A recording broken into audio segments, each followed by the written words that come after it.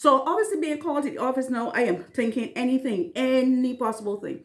So that is how they brought me down, dealt with me as though I was being disciplined, and then eventually they said, well, no, we're here to promote you to training officer. We got some good feedback on you, and they started telling me things that were being said and so on, right?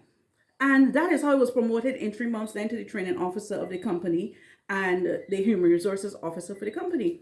And it was from there that they they trained me. I had to be trained with the Food Marketing Institute. I was trained in public speaking. I was trained with the police in terms of security and understanding fraud and being able to read body language. I mean, there was so much training at that time. Now, I had to train, no, Bajbai at the time had, there were like 12 branches and the cares. I mean, I had to work so hard. The money was in no way in comparison to the amount of work I had to do. But at the same time, I embraced it because it was new things that I was learning. And that was the stepping stone for me to then move up and move up and move up and become, imagine I'm speaking every day. I have to do training every day, 30, 40, 100 sometimes employees. I have to train the front-end staff. I have to train the supervisor. Sometimes I have to do management training. Sometimes I had to go around, take the staff from Julian and so on and Budge and take them to other companies and do cross training. That would involve bringing Chefette managers into Budgebay or Julian and me taking them over to Chefette. And it was a lot that I had to do.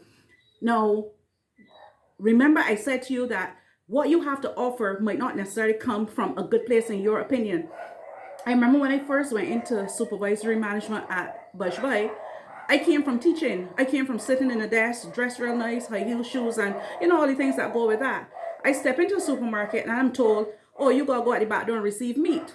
I go down to the back door and I see this crate and a whole half a pig. I mean, to this day, that's how I describe it, because that's the first time I had seen a whole pig split in half. I mean, blood dripping all inside. I was like, what's this? So I remember the person who delivered it, because I was so green, the person who brought the thing told me then what I had to do. And they said, oh, yeah, you gotta get the thing, you gotta get the scale, the crate.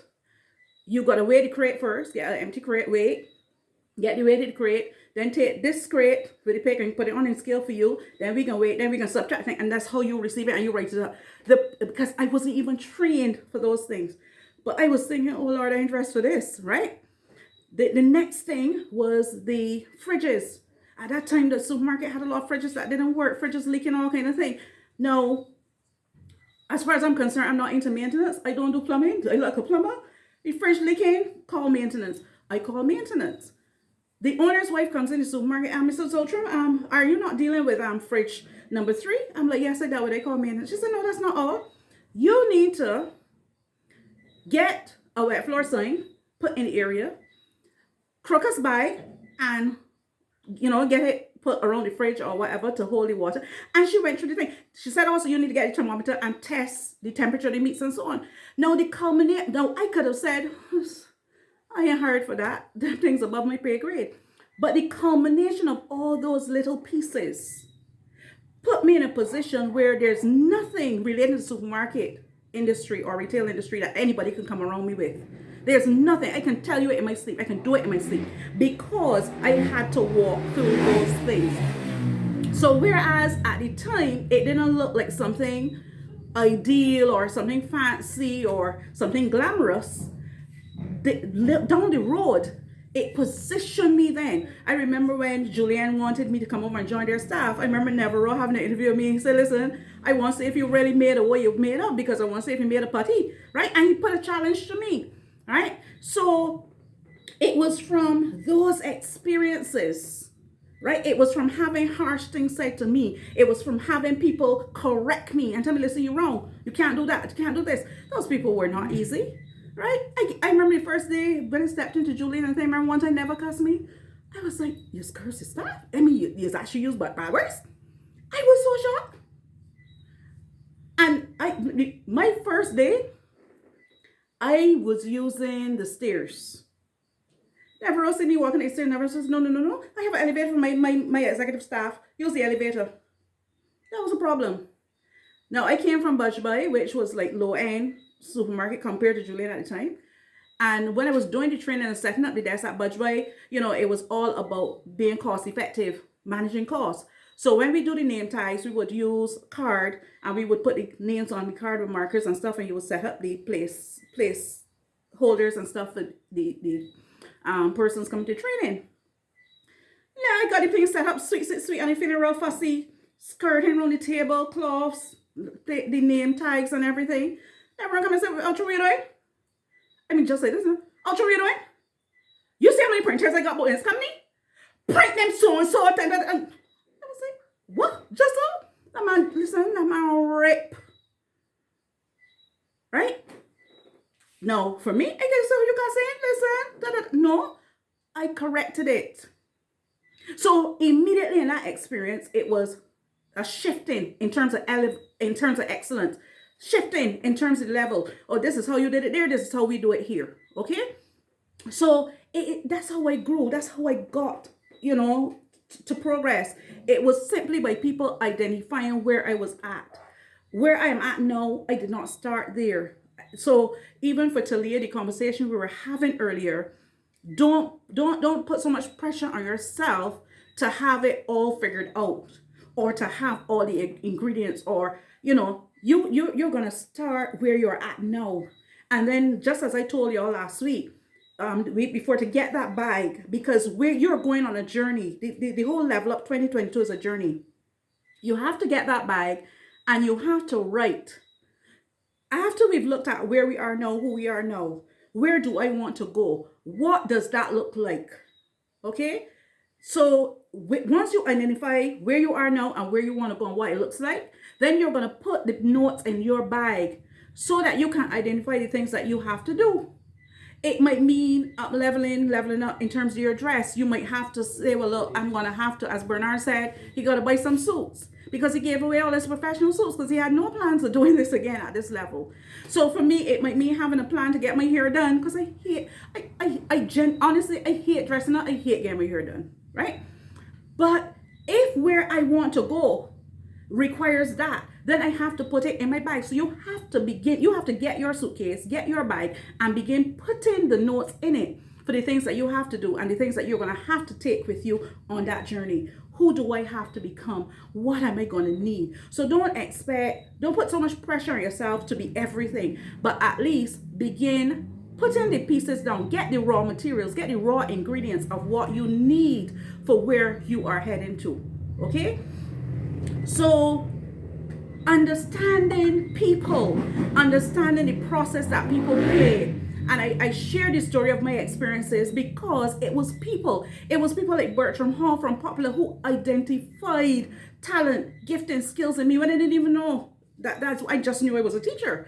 I did not know that there were areas for growth or even discovery for me to do other things. And because they gave me an opportunity, they were able then to invest in me, to train me and so on. And I was willing to listen because, like I said, I didn't know it all. I didn't know anything really about it. And those people positioned me, they taught me, they put me with people who would teach me and so on. So there was a lot of my life where I had to be, yes, ma'am.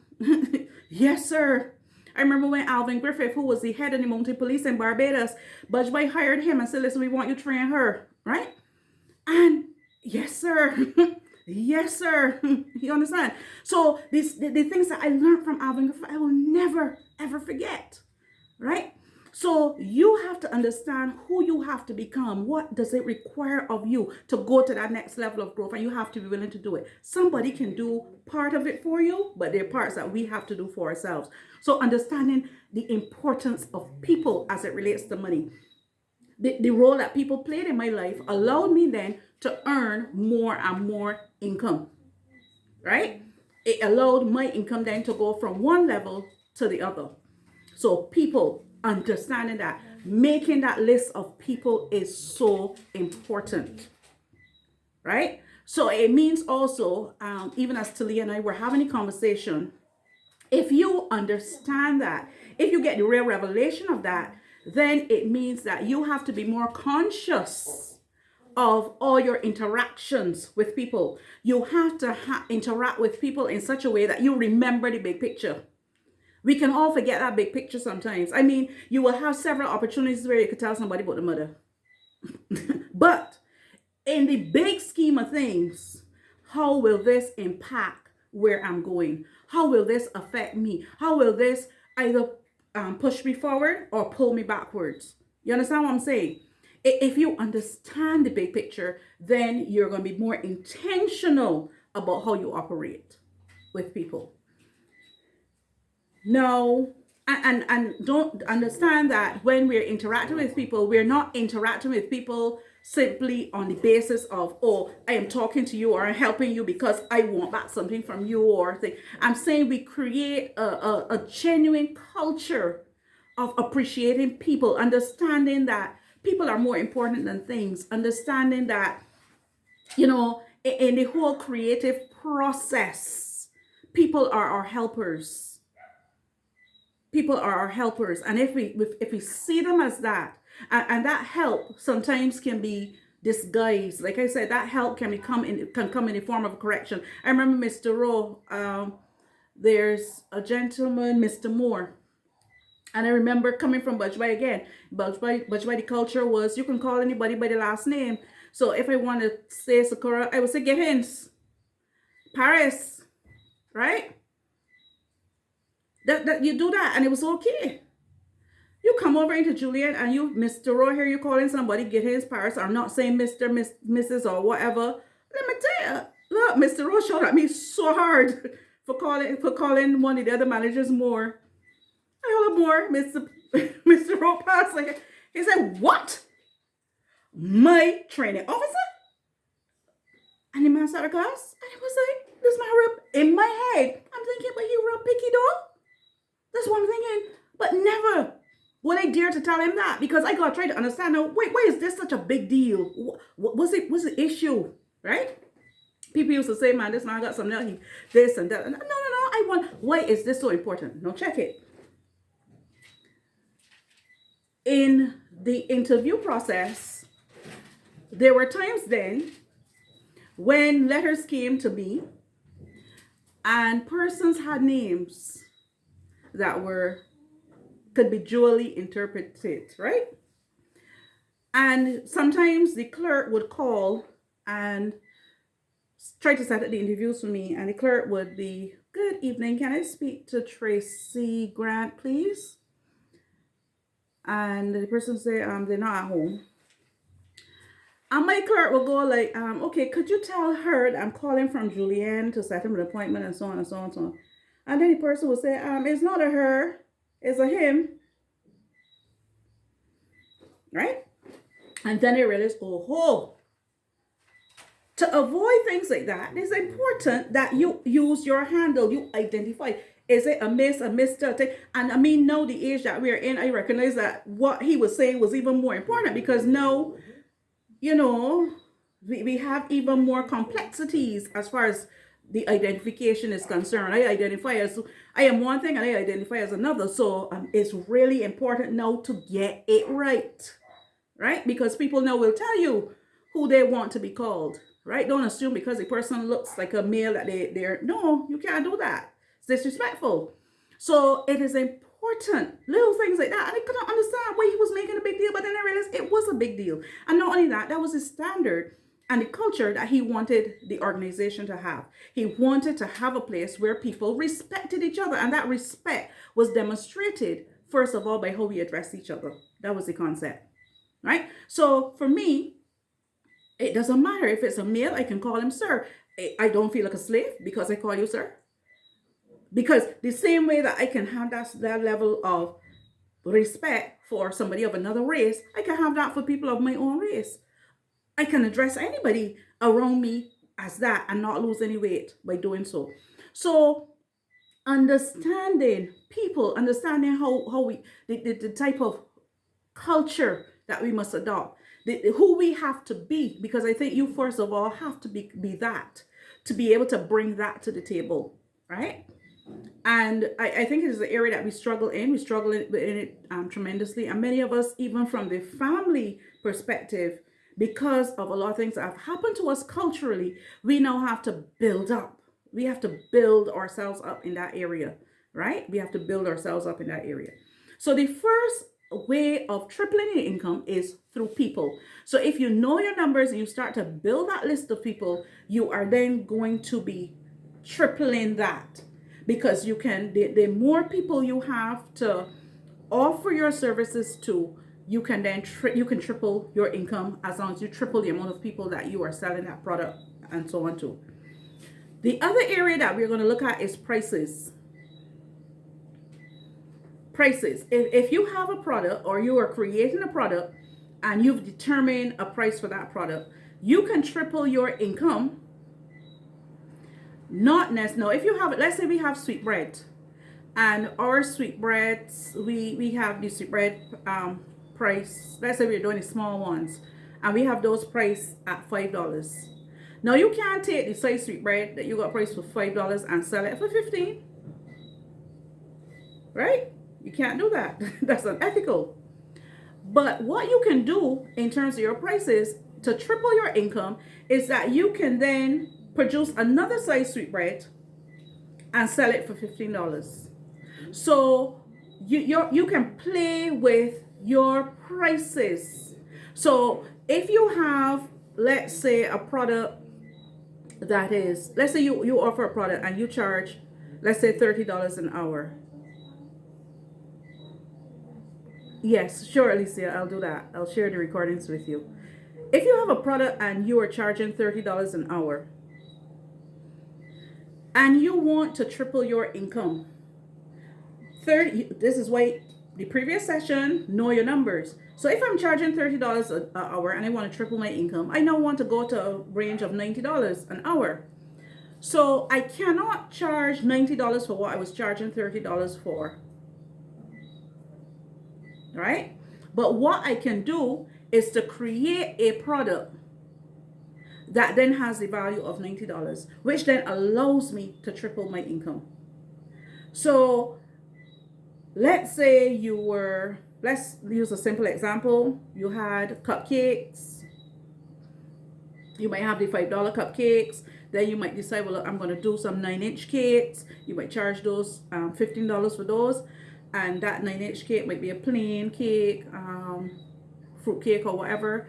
And then you might decide, well, like, hey, I can now offer birthday cakes. So you go from 5 to 15 to 45. And in each case, you would have tripled the income by creating a different price range product, right? Now, the other P, so we have people, we have prices, and the final P that I'm going to deal with tonight in terms of tripling your income is looking at your products. Just now I looked at the prices and we looked at the having different price range products. But now in terms of products, we're looking at how many products do you offer. So if you want to triple your income and you're offering one product, what are 2 other products that you can add? Because you can add 2 other products. So let's say you had the cupcakes. Let me use the example of the cupcakes again. You have cupcakes and you sell those for $5. You want to triple your income, which means you now want to earn $15 on every sale or every occasion. So what can you combine with the cupcakes to triple that income? Again, you might be able to do cupcakes and a drink. So that's 5 and 5. If they're the same price, you have 2 products now that will, if you can put them together as a bundle, you know, are doubling your income, you know, earning $10. So if you decide you're going to put cupcake, drinks, and then we're going to add what? A slice of pizza. And we put that together as a combo. And each of those, the cost is $5. You now have 3 products bundled, and that will give you your triple income, which each of those at $5, you will now be earning $15.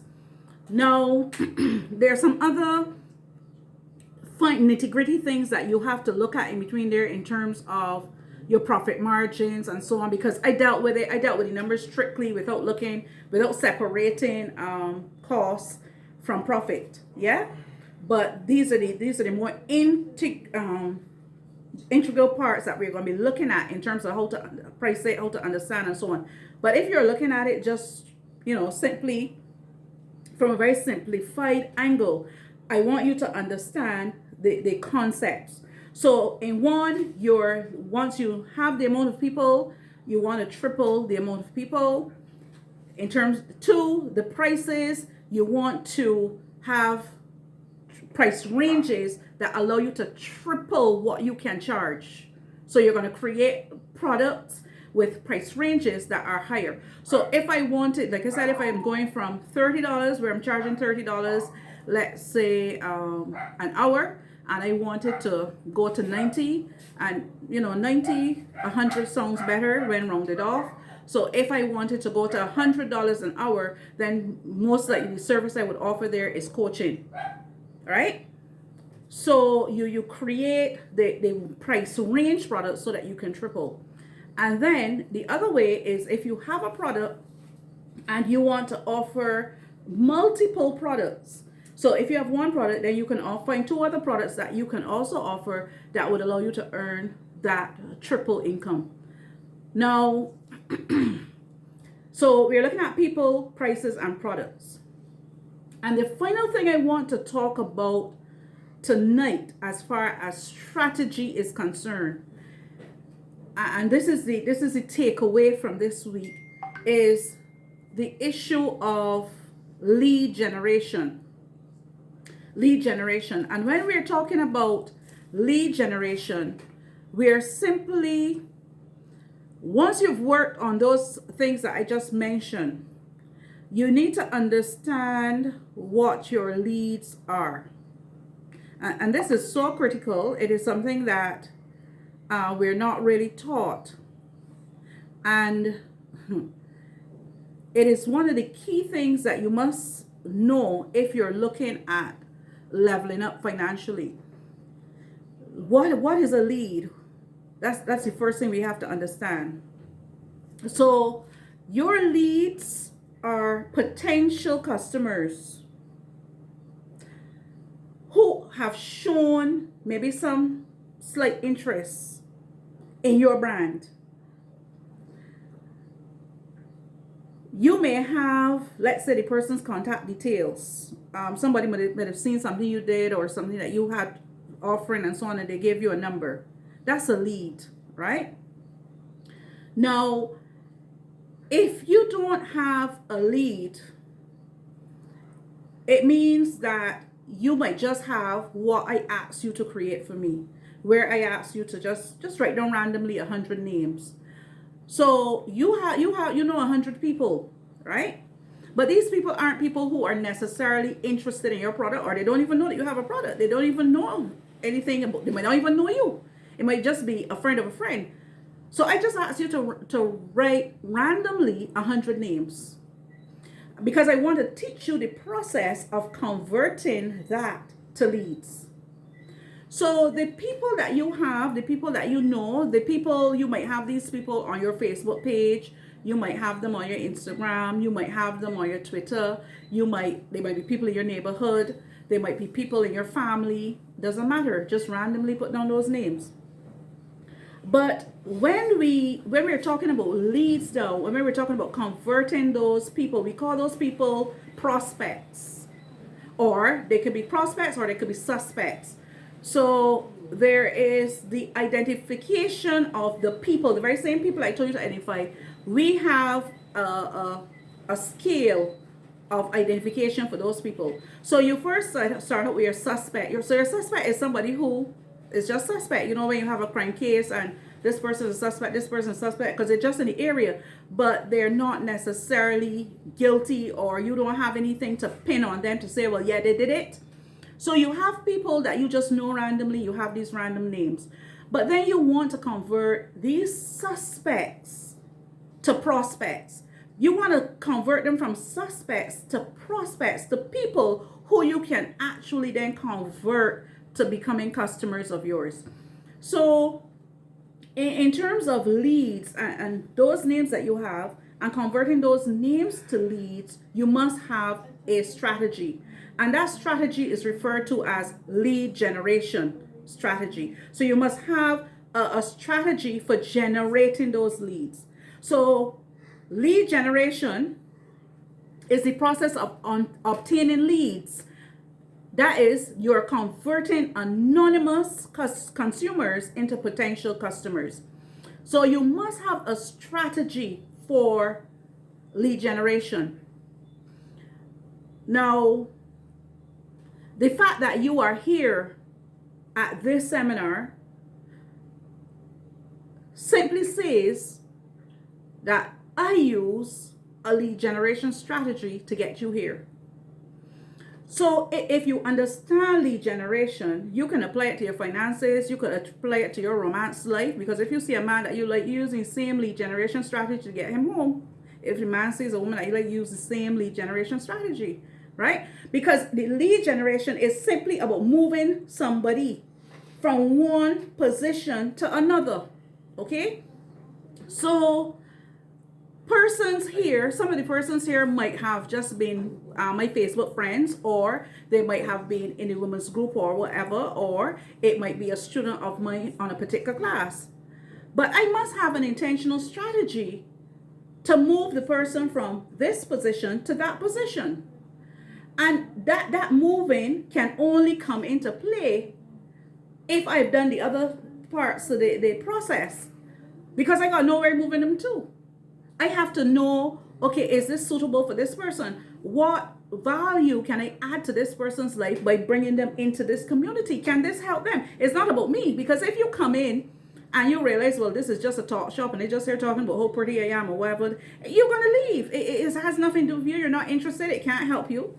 But if I sit down and I do the research and I take the time to do the assessments and I recognize, well, hey, I have something that can help this person, and this person has something that can help me. So therefore, it becomes a symbiotic relationship. And not parasitic, or not a situation where just one person is benefiting.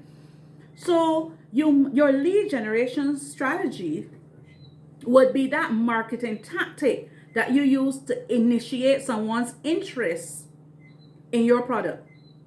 That's your lead generation strategy. So it involves a number of things, but I want to simplify it this evening by simply saying to you, if you know your offer, the next step is to know the people, at least have an idea of where the people that you are interested in targeting are located. Know where those people are located, and then have a strategy to move them from point A to B. That's simply what it is. Have a strategy to move them from point A to B. And I want to read to you, I'm just going to share with you, I'm going to share with you some some recent lead generation strategies. All right, listen to this. I closed 19 new clients this week using Instagram stories. I jotted down the entire process. Who wants a free copy? All right, you hear that? I closed 19 new clients this week using Instagram stories. I jotted down the entire process. Who wants a free copy? Lead generation strategy. By doing that, the persons who are specifically interested in what you have to offer will respond yes. Okay, I'm going to be wrapping up shortly. Those persons will respond yes. So that's a lead generation strategy. So I just wanted to give you an idea as to how simple it is. But from hearing that, when we come back next week, I'm going to explain how that process continues. Why did that person word that like that? And what is that person really after, right? What do they want? So I just want to thank you for coming this week. I wanted to get some feedback from you. I know a few people had to leave, but I just wanted to get some feedback. So those of you who have to go, before you go, just if you can take a few minutes to give me some feedback. If you have any questions, feel free to go right ahead.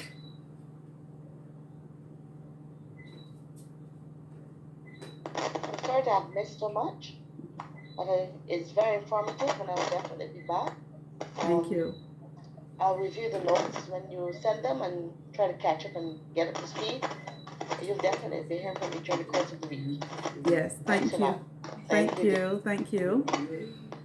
All right. Anybody else?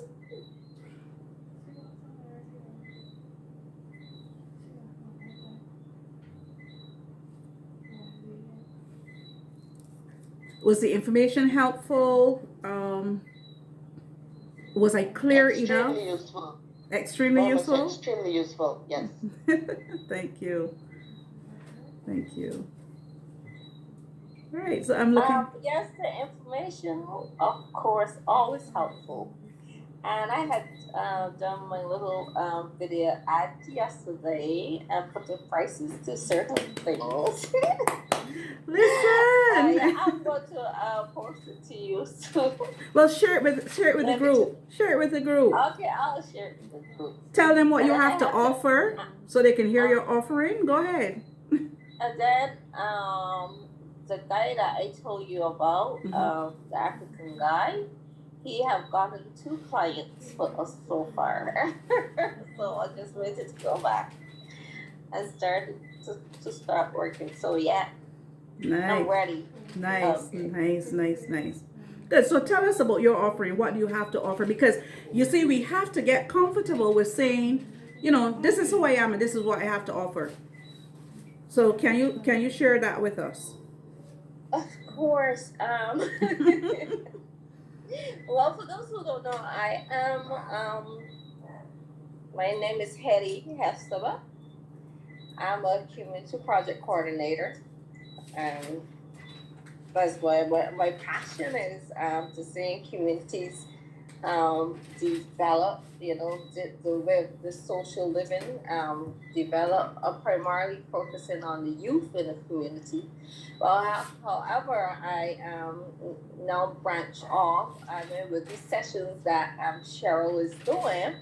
Um, Before I used to do some legal paperwork for a small community of Africans who speak French, um, and I'm helping them with their immigration papers. And right now I'm at the stage of pulling everything together, and I'm offering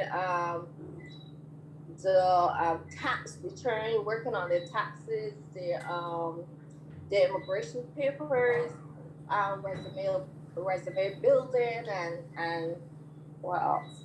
And also offering English classes. Yes. And that came out to all this Cheryl talking to me, and I said, okay, yeah, I offer these things for free. So yeah. I know I have been doing it and getting results, but all for free. And now I just put them together, put my little business together, come up with some prices, and I'm off to go. And I have 2 clients already. And this happened when we spoke this week, right?